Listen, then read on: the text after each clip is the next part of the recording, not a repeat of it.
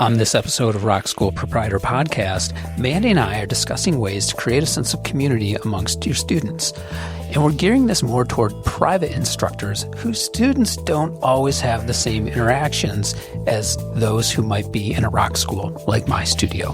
This was all inspired by a recent experience I had as a presenter at a panel discussion for the Utah Music Teachers Association. Stay tuned.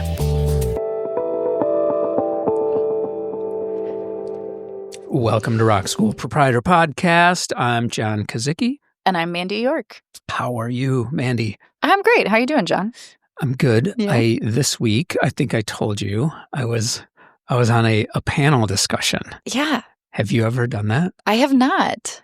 It was, I've done similar before, but this was, what was unique to this circumstance for me was I was invited by the Utah Music Teachers Association, right? Mm-hmm. Yep. The UMTA, which is, I guess, a chapter, like a state chapter of the national MT, I think it's MTNA. Okay. Right? Mm-hmm. To present on this panel discussion. And by the way, thanks Tiffany Horrocks, who I know she listens. So thank you, Tiffany, for inviting me. She did a great job. I was largely speaking with piano instructors or piano instructors. So I did feel a little bit like the black sheep. You were like that rock and roll guy on the panel. Right. Yeah. I'm like, hey, what's up? No, but it kind of reminded me a little bit of one of the reasons why I wanted to do this podcast in the first place. Like, me coming from more of that, less traditional rock background and you coming from the more traditional, you're an opera singer, right? Mm-hmm. So that's... Yeah, I think this is you cool. would walk in there and they'd be like, oh, she's an opera singer. I walk in there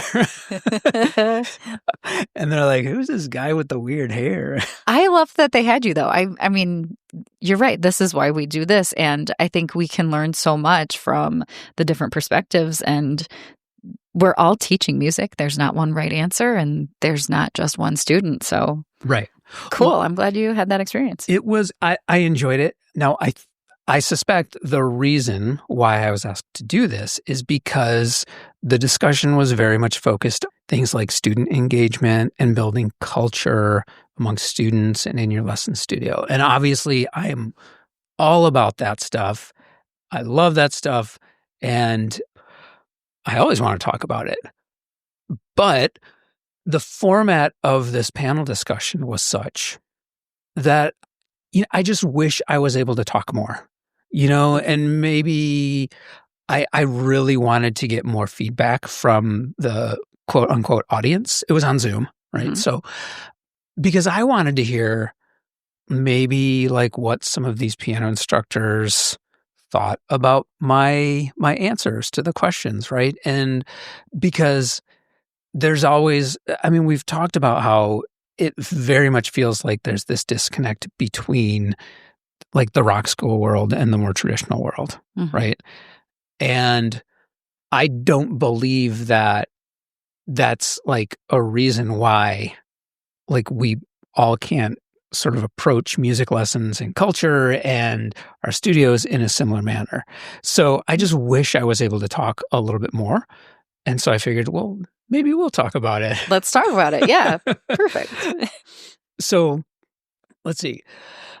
One of the questions that I was asked, and this is kind of one that I really wanted to get into because I thought like, okay, well, I'll just propose the question. Yeah. I was asked, have you found any ways to create a sense of community among your students? And of course. I am just like, yes. Mm-hmm. Here we go, right? Because that's literally what we do in my studio. It's like, I am the rock school guy, so let's go, right? And so I'm thinking like, this is such an easy answer. You put two students in a room together and like, there you go. That's how you start creating culture. But my co-panelist, after I kind of replied, one of the things she mentioned was like, well, that's hard for some piano instructors. Mm-hmm. I don't know. What do you, and I kind of understand that, but I guess I'm just so in that world where it's like, well, yeah, try and figure out a way to get students to play together. It seems foreign to me that someone would be like, well, no, we can't always do that. Mm-hmm. Yeah. No, I mean, I know it is what you're really good at it. But I know it's what you are really good at. Yeah. But I can see the perspective from the piano teacher because it's just a private lesson. Their students come in, they have their lesson, they leave, the next person comes in. And it depends on, we all do things differently. It depends on what their studio space looks like, what other kinds of offerings that they have. But I'm not surprised to hear that they think that that's a hard, thing to form in their piano studios.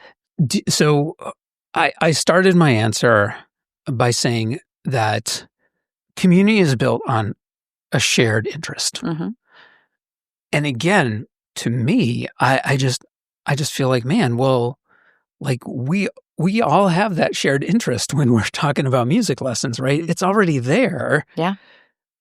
Like as instructors or as the the studio owner or whatever, we're in a really unique situation where we're just making those connections, right? Because we already know that shared interest exists. So let's make the connections. And again, I guess maybe because I'm always thinking about this. Yeah. Does that seem like a foreign idea to? I don't think it's top of mind for every instructor, right? I just don't. I think you're getting through the method book. You're working towards a solo performance or a solo competition. Yeah. Right? It's just not top of mind. I think it would be beneficial to bring in more of those community aspects into a private lesson studio. I mean, because you see the benefits of that, right? Sure. You're going to enrich the student's experience. So, well, and that's not even to mention like long-term benefits for both the student and the instructor. There's going to be like better retention. Exactly. Longer-term benefits are going to be like your student is never going to be like, oh, I remember when I finished that method book. They're never going to think that. But if you put them in a situation in which, 10 years after they've been in lessons, they're, maybe with some friends and there's a piano or there's a guitar or whatever they play, and they sit down and they play. And then friends gather around and they start singing or whatever. That's going to be that long-lasting impression where the student thinks like, man, I'm so glad my instructor taught me to do this. Yeah. Yeah, no, absolutely.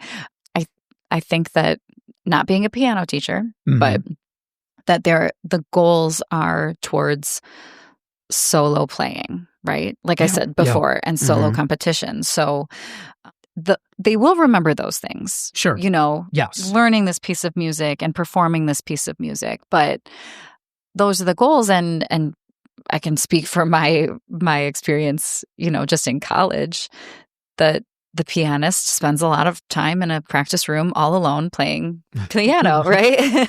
And that's one path, though. That's a thing. Yeah. But why do they have to be alone? It's always why. Well, it's a solo instrument, right? They're working now. Is it? Well, okay. I'm sorry. I need you. Yes. This is what I wanted. I needed you to tell me, like, okay, what am I missing here? The piano, yes, the pianist, they're playing solo, but I think it's beneficial to the student to diversify, right? So a lot of pianists will accompany choirs or singers, right, or other instruments. Yeah. And I am, in my mind, I'm thinking all this more formal and classic stuff. But no, they're playing keys in the band, right? So, and that is a very different experience than learning a piece of music by yourself. Yeah. Yes. So I think what the private lesson teacher needs is, okay, what does this practically look like? Well, give me some practical examples of how. The only private lessons I've ever taught, have been out of the home, in a church basement, things like that. I never had a studio to where I could implement, culture and community. But if I did, I can speak as a student, going to lessons on a weekly basis, but then going to, we called it studio, where multiple students met together at once and performed for each other what they were working on. Okay, that's something, right? That's a way to learn from each other, to hear other people. Yeah. I don't know if you've thought of this too. When you are, a solo instrumentalist, singer, whatever, in a studio of the same instrument or voice, there's some competitiveness there too. Oh, yeah. Right? No, right? I would say that exists in the rock school also. Absolutely. Yeah. But yeah, I feel like if you keep everyone separate, it feels more competitive than if you bring people together than learning from each other. Because it's all in your mind. Yes. Yeah. Yep. Right? It's like less healthy competitiveness. Yeah. And more like kind of messing with your head competitiveness. Yeah, there's a lot of that can happen. Yeah. So bringing your students together is a pretty simple way. Maybe they don't exactly play with each other, but playing for each other, kind of masterclass style, where you're working with students one-on-one in front of the group and learning from each other in that way. But another way would be to put students together. A piano teacher can't create rock bands, create bands with her students, right? Okay. Like you do. Okay. But they can play duets together. Yes.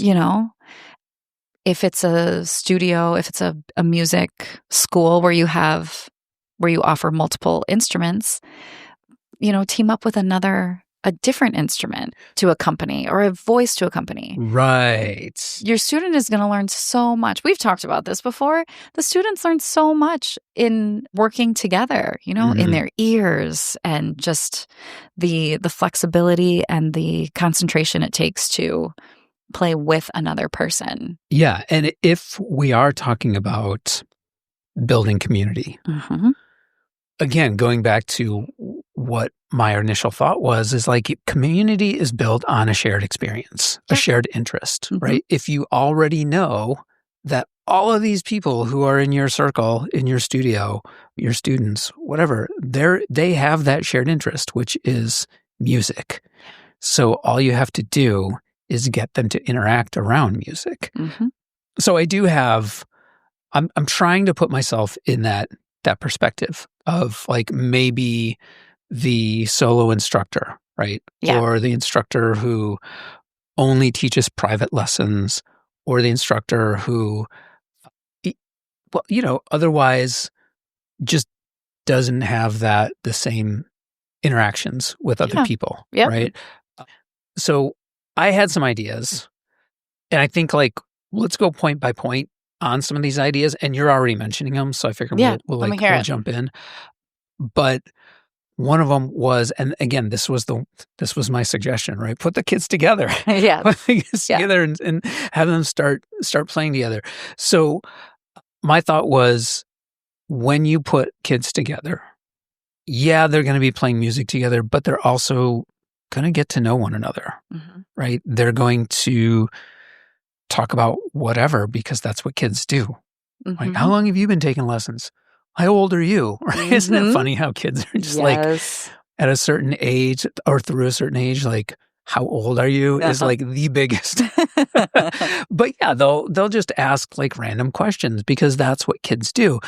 And then as their parents are maybe waiting, their parents are going to talk together. And then there you go. You've started to nurture a sense of community in your studio, because the kids are playing together, but they're also talking with one another. Their parents are talking with one another. And then that just sort of grows from there.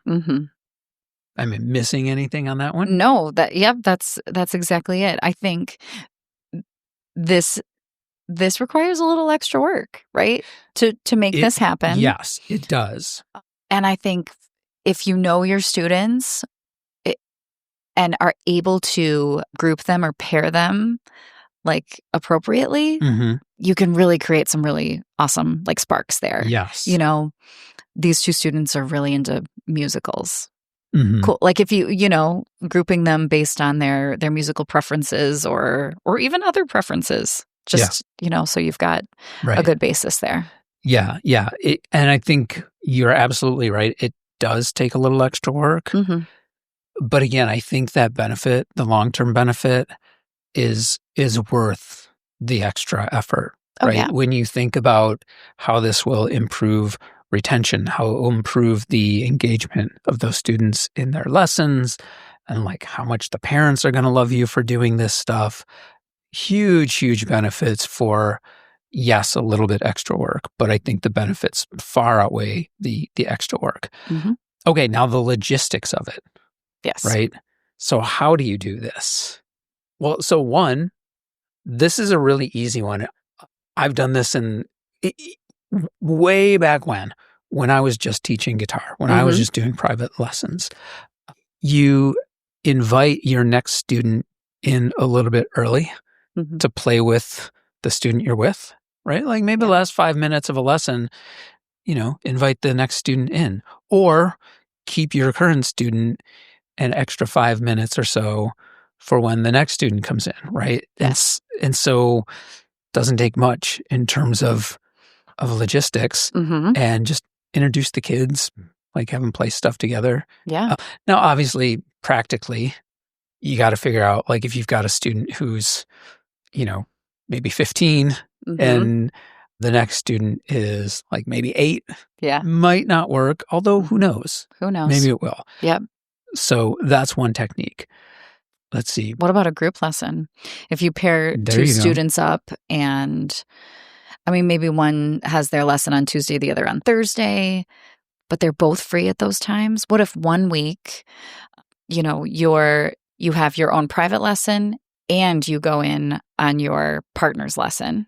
The following week you flip-flop. Yeah. You only have a group lesson and your partner gets a solo lesson. Right. Right? Right. I mean, all of this, yes, it can be tricky to coordinate, but that's another way to do it. If you've got just two students working together on a project. Yeah. So paired with that, actually, the other panelist on this UMTA discussion, Becky, she said she's got all sorts of percussion instruments in her studio also. I love that idea, right? If you have maybe one student on piano and you know, have the other student play a cajon or like a hand drum or something, and then have them switch. Yeah. That's, it's not their primary instrument, but break down those barriers, you know? Like if they can play, I'm focused on piano now, again, because that was the nature of this discussion. But if they can play piano, they understand rhythm, they should be able to play, you know, some sort of percussion instrument. Yeah. Okay. Invite students to an open mic night. What do you think of that one? I love that. Yeah. Okay. Preparing something. It's the same thing as kind of that like studio group. Like everyone come share what you're learning. Yeah. Deal. Yeah. Yes. I mean, I suppose you could even host an open mic night at your studio, even if you're a solo instructor. If you're like maybe a mobile instructor or you go to someone's house or your students' houses, maybe one of the parents would want to host it sometime. When I was, again, going back to when I was just teaching guitar lessons, I would invite my students to open mic nights. Yeah. In a bar. Yeah. So maybe not right for everyone, but again, that's building that community. And I think when you take the music out of the lesson room and you just play it someplace else, it's going to feel different. Yes. Oh yeah. Different venue, different experience. Other people are there. You know, there's that communal aspect of, like, let's say you have 4 of your students show up at this open mic night.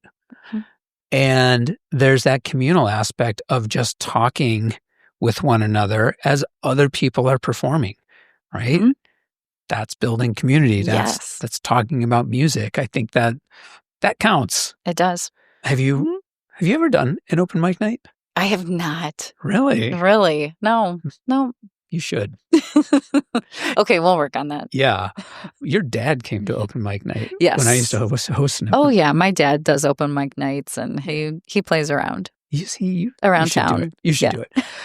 Okay, you kind of mentioned this, like schedule a jam day. Yeah. Yeah. Mm-hmm. One thing that we do in my studio is we'll choose a song of the month. It'd be really easy for, anyone in any lesson situation. Choose a song of the month for jam day. Mm-hmm. And then people get together, they play together, as you had mentioned, improvising, right? If you had two students, one plays chords, one plays like a melody, or even like, improvises on some scales. Yeah. What great skills. Yeah. Amazing. Yeah. Playing harmonies, right? That would be another thing they could do. I talked about percussion instruments. That's another thing. Yep. Okay. Networking with other private music instructors. Yes. This one, I think people might get scared by, or certain people might get scared by. Mm-hmm. You talked about the competitiveness in between students. Yeah, between students. But we also talked about how most of the time that's kind of in your head if you're not interacting with them. Mm-hmm. But we all have other instructors in our communities, right? And I think the perception is like we're in competition, right? We're in competition for students. Mm-hmm. I don't know how true that is. I used to think that way too. Mm-hmm. Oh yeah, I get it. But having met a lot of local instructors in our area, I don't think it's true. I think those are kind of manufactured ideas that we have in our heads until we actually meet some people. Mm-hmm. I mean, maybe there are some jerks out there, right? But, you figure that out. And it doesn't necessarily have to be the same instrument. Like you can network with an instructor who teaches a different instrument as like a testing the waters. Yes. Right? Singers need instrumentalists. Yeah. Team up with a vocal instructor, Yes. Yeah. Because I think that, again, it's a great skill for an instrumentalist to learn how to work with a singer. You know what instrument absolutely would love to play with any other instrumentalist is a drum student. Oh my gosh. Yeah. Playing drums by yourself, a private drum instructor who only teaches drum lessons, they need to network they need collaboration. Yes. Yeah. I can't tell you. When I was a kid, my friend who was a drummer would be like, okay, guess what song I learned? And then he'd play the song on the drums. I don't know. It's a drum beat. So I think networking with other instructors. Let's see. If you teach alone, like reach out to other local instructors. If you teach in a studio, coordinate with other instructors in your studio. Reach out to fellow musicians who play, right? We're all, if we teach, we are musicians. We know other musicians. If you don't want to network with other instructors, well, then maybe reach out to other musicians that you know and say, hey, we want to do this jam thing. Would you want to come and be part of our backing band when I put my students together to play a few songs? Right. Or something. Yeah. Another thing you've done, you've had professional musicians come in. You've brought your students together to, hear a professional musician play and speak to the kids about music. Yes. Great thought. And in fact, my co-panelist at this discussion, Becky, she did mention that she's taken students to concerts. Okay. Yeah. Yeah. Cool. I think that's fantastic. She takes students to a concert. Again, they're communing around music, right? Something that we've done, we all do, whether we play instruments or not. We commune around music. So that's a great idea. Inviting those musicians into your studio to talk to the students or even perform. That's another great idea. Let's see. Anything else that you can think of for for building that community? No, I think those are all really great ideas.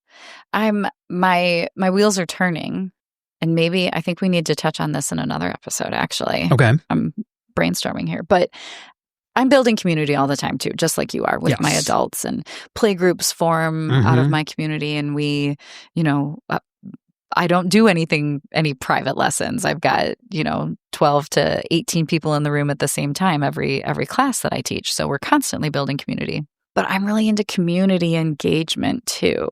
It's a little bit different, but like kind of making your studio part of the larger community, right? Right. And you do some of this. You do a lot of this actually, because you're playing at you take your kids to local festivals, local fundraisers in town. Yeah. So you're getting like your kids are using the skills that they learn within the community. The community is seeing you and knowing that you are a part of the fabric of this town, right? Yes. So it's a little bit different than this community, what we're talking about today, just forming the community within our studio. But I think that those are all great ways to plant those seeds, though, and build that community. In fact, as you're talking about it, I've not done this yet, but like, listeners, steal this idea if you want. Busking night was, I was trying to coordinate it. It hasn't happened. Hopefully I'll find a way to do it. But how cool would it be just if, we live in a small town, right? Yep. So we've got like a nice downtown and people walking downtown. But how cool would it be if you took like maybe 5 of your students and one night they all went out and they busked. Yeah. Right? Yes. And you bring in a charitable partner. So any of the donations will go to like some local charity or something like that. That's building community, right? Is it building community amongst your students? Maybe. I think you could figure out how to like encourage the students to interact. You're giving them a great opportunity that they're going to remember, and it's good experience. Sure. But yeah, you're right. Community engagement. That's a good one. Good one. I do a concert every summer. Yeah. So, right. And when I do those kind of things, it's completely open to the public. So the majority are my families that regularly attend, but I get a lot of exposure that way. And it's just a way of us like opening our arms to the broader community and sharing what we do and the music. You could also, just thinking of this one, our town does host concerts in the park. A lot of towns do that. You, as an instructor, you could sponsor one of those concerts, and then you invite all your students to attend, right? Yep. And again, you're going to a concert together, or maybe don't even, again, just go to the concert, or maybe you can get your students to perform at one of those concerts. We've done that before, the community concerts. So many good ideas. Lots of things. Yeah. I think it's just thinking like you said, thinking outside of the method book, right? We're so focused on the mechanics of like the lesson and what we do, and trying to make sure our students are achieving their goals and progressing. And we just kind of get lost in that. So community. Should we make these ideas available on the website? We kind of meandered. I originally thought like we could put bullet points, but I'll see what I can do. If I can get it together, we'll put something on the website. All right. Yeah. I think the idea is it doesn't matter your setup, what you're doing. There are definitely ways to bring people together. And if it isn't already, make it top of mind. Yeah. It'll benefit you and the students for sure. I love it. Yeah. All right. Well, we'll wrap this one up. Thanks for all the great ideas, Mandy. You too. We'll see you next time. Bye. If you have topic suggestions or questions, please contact us at info@rockschoolproprietor.com. We would love to hear from you and consider suggestions for the show. We've put together some free resources for teachers and studio owners over at rockschoolproprietor.com. I'm on social at rock.school.proprietor on Instagram, and you can find me on LinkedIn and Blue Sky as John Kazicki. Your ratings and reviews on Apple Podcasts and Spotify are always appreciated. If you enjoyed the show and gained insight from our conversation, then we count that as a win. All we ask in return is that you please pay it forward. Share the show with someone you think needs to hear it.